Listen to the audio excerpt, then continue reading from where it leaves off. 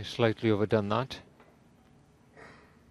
He wanted to get the red away from near the black spot before going down that side of the table. Black could have been tied up. Could have done with being an inch further down towards us. Made the shot a lot easier. He's have to go into the pack now. Oh, well did he strike that. Off a very thin cut. Push that straight into the pink look, spread the reds out and held the cue ball in the middle of the table.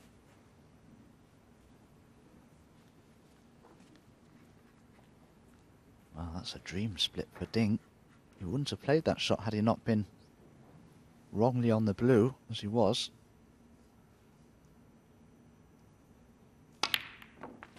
Where's that cue ball? Oh, goodness me.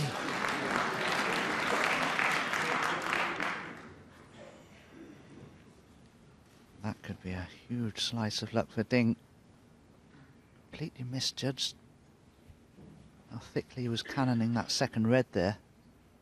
But look, he screws into a red. He thought he would screw into it and cannon it much thinner. Oh, nearly doomed to failure there. Oh, he's back in with a good shout now. The black is, of course, available into the right corner. 16.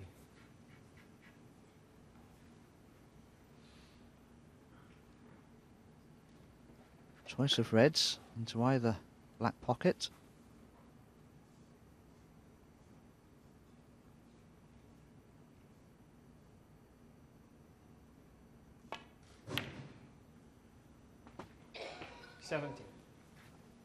That was well played. That could have gone wrong. Quite a lot of distance between the two balls, and he's close to the side cushion. Could have hit it a bit too hard and snookered himself behind the black, but he's landed up perfect now.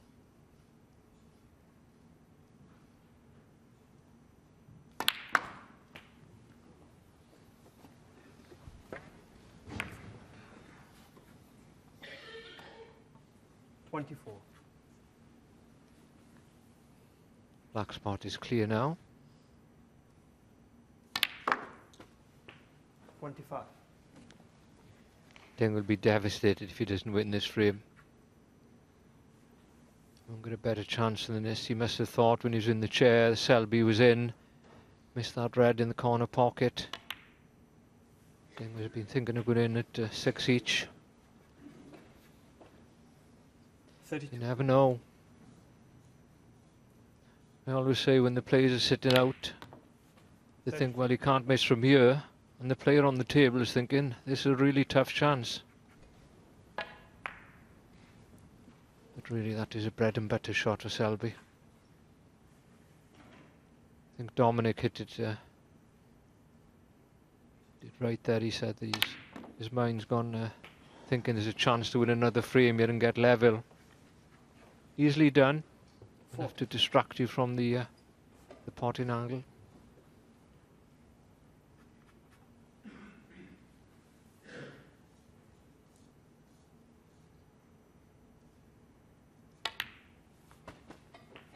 $41.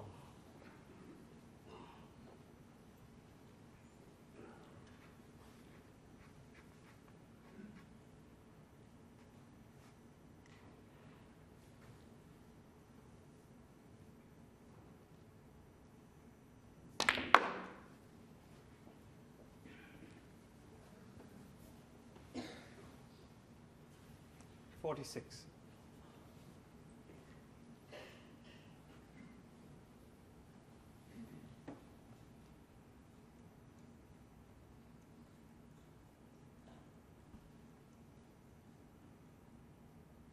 It's got to get comfortable before you hit the ball, and stretching a little bit across the table there, but it's okay. Certainly having the cue ball cleaned a lot.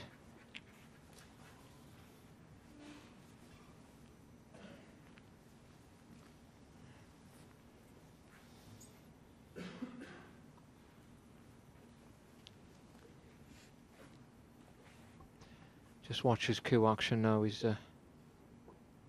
Very central in his striking. You see topspin coming on this one with the cues right in the middle. Running along where his nose is, so it's central sighting for him, which is pretty common for younger people. You get the odd ones that are to the left or right of one of the eyes.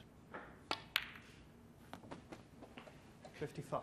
Everybody's sighting's different, of course, but there's not many got a cue action like this man.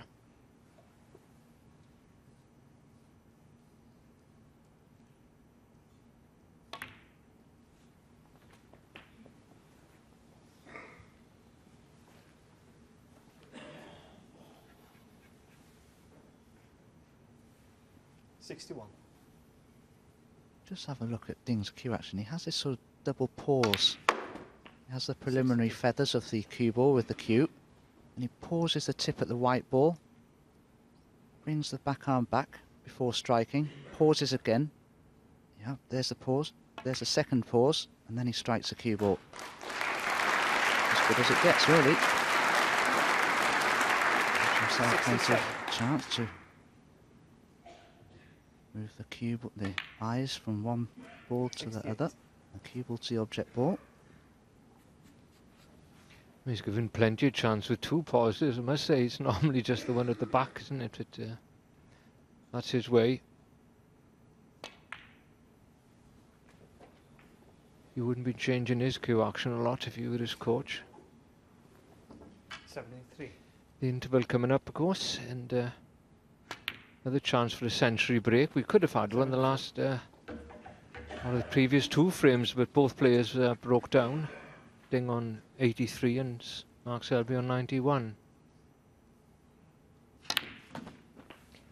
And this, believe it or not, will be Ding's first century of the tournament. It's hard to believe as well as he's played, but century's not everything, of course. This frame's the count. 82.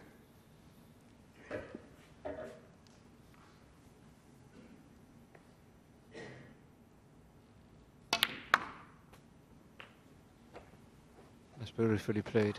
A lesson to Henry then, you don't have to hit the ball hard to get topspin on.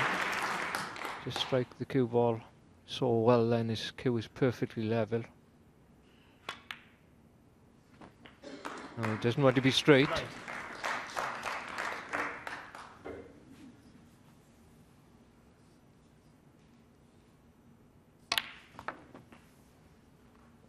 One of the few players that play that with topspin and run inside onto the yellow. He's played it exceptionally well in the yellow and green in his first century of the tournament.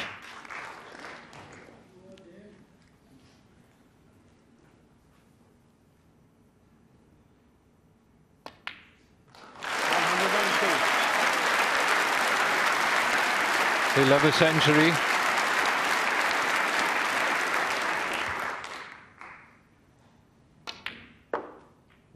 Six.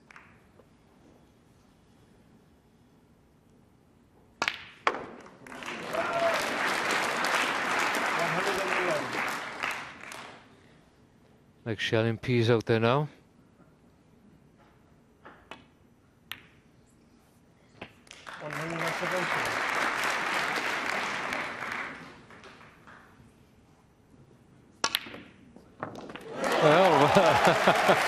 A trick shot on the block. It's 124 from Ding, but more importantly, he's opened a two-frame gap up once more.